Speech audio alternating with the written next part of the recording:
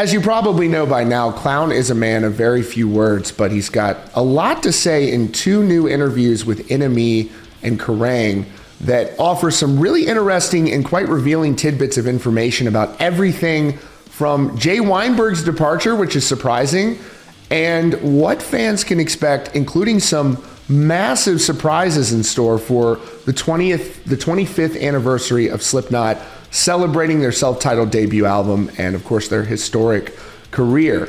We saw those dates that have been announced for the 25th anniversary shows in Europe, and if you're like me, you felt a little jealous that they're getting those shows, but fear not, because Clown is hinting at some really big surprises for the 25th anniversary taking place over here as well. He also revealed that they're going to be playing their self-titled album in full on that tour, and that should get you really pumped. I imagine those European dates are going to sell very well, and they're on sale now. Here is a little bit of what Clown had to say in these two interviews. Both of them I encourage you to read in their entirety. I've linked to them in the description. This is what Clown had to say first in his conversation with Kerrang. They said 2024 is 25 years since the first Slipknot album came out. This makes us feel very old. How does it make you feel? Me as well. He said, well, I feel the same way. You don't go through life ever expecting to wind up on the other side of an older age, and then all of a sudden the path opens up and here you are, and you're looking back like, wow, this is my life. I've spent half of my life in the thought process known as Slipknot, and I'll be honest, sometimes that's hard to take, and other times it's perfectly natural. So I feel the same way. In that, it seems like yesterday, and I have a really good recollection of it and a very good sense of being through it. But it is 25 years come this June, and Paul and I were doing Slipknot even years before we got everybody else. So it's just been a life lived of this. I remember when I talked to Corey on the podcast earlier this year, he alluded to a lot of footage and archival stuff that Clown has. And I think it would be really interesting if they had a documentary series on Slipknot, maybe to commemorate this. Who knows if that's in the works, but I just think that's a pretty big opportunity for them right now. Let's see more. Later in the conversation, they directly ask him, are you going to play the whole self-titled album on the tour? And he said, are you joking right now? You're talking about the anniversary of one of the greatest metal albums to ever release in the thought process known as reality. And you think this 54-year-old man who just told you I'm going out the way I came in, you think for one moment that this album isn't going to be played in the entirety of in front of like 100 people, 200 people, 300 people, 50,000 people. Pause. See what he's doing there? It's a little foreshadowing. It's a little foreshadowing, folks. Let me tell you something. I believe he is hinting about playing small club shows as Slipknot, how they started. And I'm sure most of you are familiar with those early shows where they packed 9 people on these tiny club stages. Dude, if they play a tiny club show or a series of tiny club shows, can you imagine how much energy would be packed into that room? It's crazy to think about that. He knows what he's saying there. He's a very smart person. He knows what he's alluding to there. Again, 200 people, 300 people, and of course 50,000 people. They're always going to do those big shows. But I've always wanted to see a huge band like Slipknot celebrate something in a tiny show. Foo Fighters does stuff like this all the time. That would be bananas if Slipknot played self-titled. And also, can we bring back those orange jumpsuits? Could we bring back the classic Corey mask just temporarily? Bro, there's some crazy, crazy opportunities with this. I'm all about it. So he goes, things are changing very quickly. I'm not going to live forever, man. Neither is everybody else. Things are changing very quickly. I ain't got no more time to fuck around. That is the vehicle of my soul and the remembrance, the memories, the heartache of lost brothers and even sisters. All these people that are gone and we're still doing it. Yeah, we're going to play that album from beginning to end. Oh my goodness. But I sure as hell am not going to just succumb to the corporate world and give all these people what they want. They're going to get it, but you know what we're going to get? We're going to have fun too. So that means small shows. There it is. There it is. Small shows, and you won't know until you hear it. And if you heard it, you're already too late and you're not going to see it. So you better open up your soul, because that'll feel it, and you won't have to hear it, because I'm being very serious. What would I say to you When do you think our first show is? Will somebody please tell me when these secret shows are so I can have a chance to go? Will somebody leak that to me? Because I would feel so terrible if I missed one of these tiny shows. I just want to go to one. I don't need to go to all of them. Just tell me when and I'll book my flight. Holy shit, dude. That sounds bananas. I've got to be there for that. Glad that you asked. Probably not next December. He said, we've got shows, brother, and I doubt you know when my first show is. I doubt I know when my first show is. What I'm going to say is that we love our fans. We love our band. We love what we've done. We are in a very special place. We've never been happier because we've just been working on ourselves for a long time. I'm not trying to sound crazy or whatever, but there is a very deep thing between the OGs. And there's 5 of us, and we have some pride in that. And we have deep things we still work on fixing. We're a lot better than that. And because of that, things are a lot easier. We're really happy. This is interesting. He says, the insofar is done. We're off of a record label. We're off of a merch company, and we've decided to move on. We're moving on. We're already there. We don't pull a trigger unless it's loaded. And we've already hit the target. We're confident enough to put out some dates. That's all I can tell you. But I think you're going to be happy. I think everybody is because nobody knows anything. That's all I know. Because of that, I'm super happy. It's just Slipknot as usual. And if you love Slipknot, then you know what's coming because Slipknot now is about being true to ourselves and we know what we want. Honestly, brother, I'm really excited for everyone, for the future of Slipknot. I'm excited for all of you guys, for what we want to do for ourselves. And if we work hard and do what we want to do, which we are, it's going to be an exciting 2024. And I think things are going to happen that you wouldn't. The hype train that's happening for 2024 and what is possible in 2024 is very big. And I know people are disappointed about lineup changes. I am too. Shit happens. But you get a lot of people pumped up if you break out those orange jumpsuits and you break out those classic masks and you play small club shows and you're releasing documentaries and that is very interesting, folks. Very interesting and exciting and a great interview conducted by Kerrang. As noted, they say you sound like you have an awful lot planned out. He said, yeah, instead of taking a couple years off like we previously have done from Iowa to the end so far, we've decided to still do our craft. And that's what you're going to see unload right now. You're seeing moments in a year take place. So we just released some dates. It's a small fraction of this thought process being sprinkled out. Now, what's different about that? Well, again, you wouldn't have that if we were running like yesteryear, where we just take 2 years off. Time's getting short, and I don't have any time for all of this. I want to play God music, and I want to kick you in the face. And the only way to do that is small shows. Whoa. Things in their entirety. Remember where I came from. I remember like Corey alluding to big plans for 2023 or 2024. And I just remember thinking if they did small club shows, it would be bananas. And it really sounds like they're going to do that. I can't imagine what those tickets will cost, but I got to see one of these small shows, dude. I've got to see one of these small shows.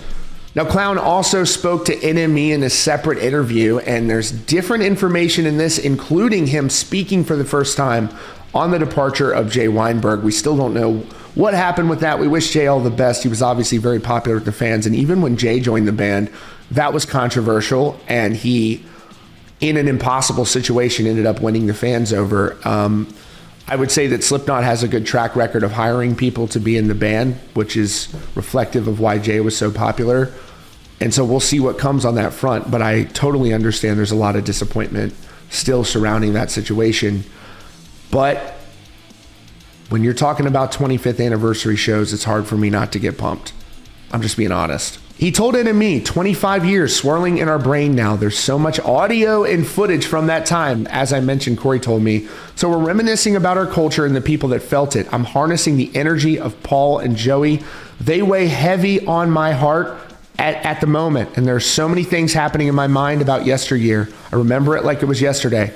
Everything I experienced 25 years ago on that first album set the precedent for me sitting here today. So it only makes sense to try to come back and celebrate those things the best we can. Well said. He goes right into it. He actually alludes to it. He touches on it, and he phrases it in kind of an interesting way.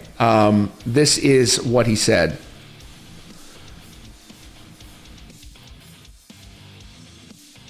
We're completely in reflection mode, and reflection can bring tears. Reflection can bring smiles. Reflection can bring energy. Now we're in a place that we never imagined we would be 25 years on. We're standing really strong, and we're better as people. I think all of us really, really happy about what we're creating, to the point we're scared a little bit. That fear is what we live for and what we've always done. That's why we're still here.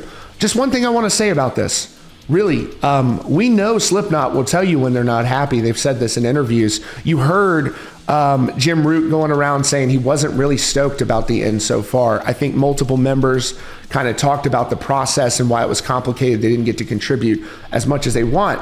And so I find it interesting. I don't really think that he would say that they're this hyped up about the future if that wasn't true. How many times has Clown said that members of the band are fighting, or Corey, etc.? They're very transparent about that aspect, or at least they have been in the past. And I just think it's interesting that he's kind of referring to the OGs and saying they've all got their heads together and they're on the same wavelength. And it's intriguing. It's really intriguing when you consider he's going to get to some things. He is also guaranteeing in this interview that Look Outside Your Window is coming next year. 25th anniversary shows, potential for documentaries. He's alluding to all the footage, and Look Outside Your Window.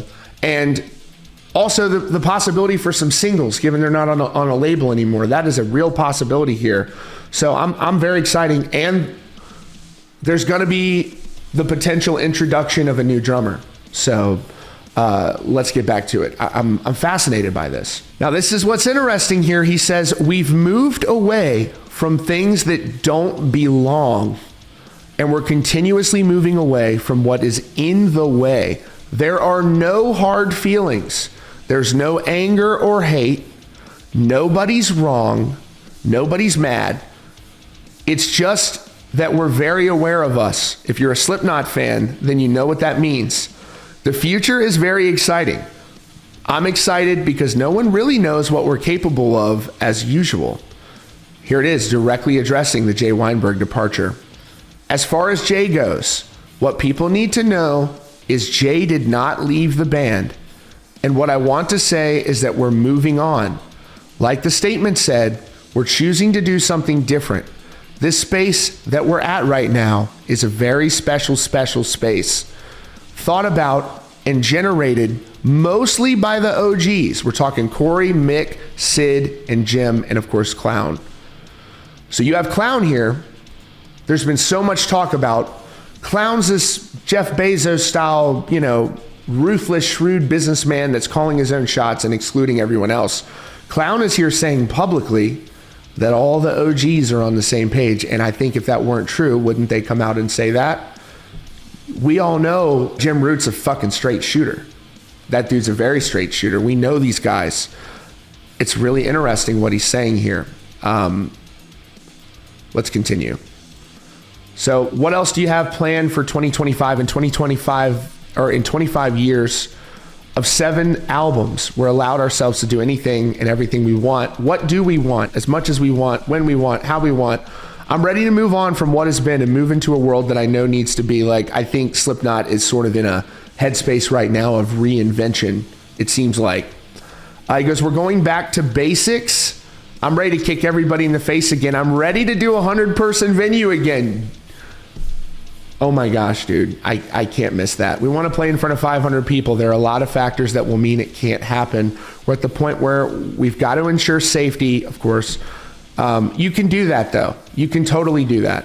Nobody knows what's truly happening. If I were a fan, I would ask, why wouldn't the band play the album in its entirety? And why wouldn't the band play special events that seem intimate and fun? Exactly. They're on top of this one. I'd put money on it. I want to come full circle and come back when the dream was only a dream. I can't promise you anything until it's happening, though. That's going to happen. I believe that. That would be too sick, man. That would be too sick. As far as the new album, that's happening, but that's another plan. These live dates are coming, and the first, we're here to have a good time. The band has never been happier, and that takes a lot because we've been through a lot. Drugs, women, money, fame, ego, isolation, but we're on track. Man, props to the Clown for being so transparent here. Great question. They ask about Look Outside Your Window, which we've been hearing about Look Outside Your Window, I think, since like Ronald Reagan was president or something. It's been a long time. So I'm very skeptical, but I take the man at his word. He said it's definitely arriving next year. You have my word. The art's been done. Okay, so they've got the cover art. It's been mixed. It's been mastered. It's definitely coming out in 2024, and it's such a great album. Corey is my favorite singer ever, and you'll never hear him sing the same way as on this album. So it's been worth holding back. It's a different, timeless project. And again, for those of you who haven't heard kind of what they've said about this in the past, as he mentioned, it's very different from anything you've ever heard from Slipknot before. Totally different style. So, don't expect this. This is a window in time, a special, different project. Like he said, you'll never hear Corey singing the same. So I honestly have no expectations for that because I think it's going to be so different. We just don't know what it's going to sound like. So I'm really excited to kind of get to delve into that when it's released. They ask him about documentaries. He says, I've harvested relics from our whole career. I've just collected all of it. Let's call it a documentary, but really it could be a film. I've recently signed on with some forces for it, and I'm going to be a director too. A lot of the footage has already been captured, but there's a lot that still needs to be compiled and what needs to be.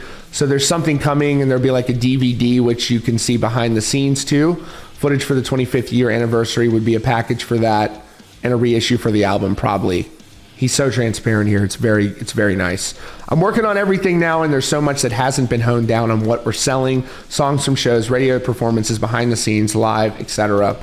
And I think a blueprint for this, when you look at some of the stuff Linkin Park has done, where they're releasing demos and they're releasing instrumentals and they're releasing, unreleased material, etc. And then you couple that with what Linkin Park didn't really do, which is unfettered, unfiltered, or documentary style behind the scenes footage from Slipknot. It's going to be nostalgic as a motherfucker, I'll tell you that. And later they ask him, what do you want to tell the fans? We miss all of you. Please be conscious of what's happening, because it's going to be happening very quickly and very smoothly, but it's probably out of comprehension. So look forward to the future. He's really hyping up 2024 in a way I don't think I've ever seen him do. We know Slipknot hypes things up. I know you guys are going to say that, but this is very promising. 2024 is going to be amazing. Keep your heads up and hail Slipknot. Ladies and gentlemen, what more can you ask for? Are you not entertained? I'm very intrigued by this. It sounds like there's going to be some surprise club shows, and I really hope that I can get to one of these, dude. It's going to be amazing. It's going to be insane.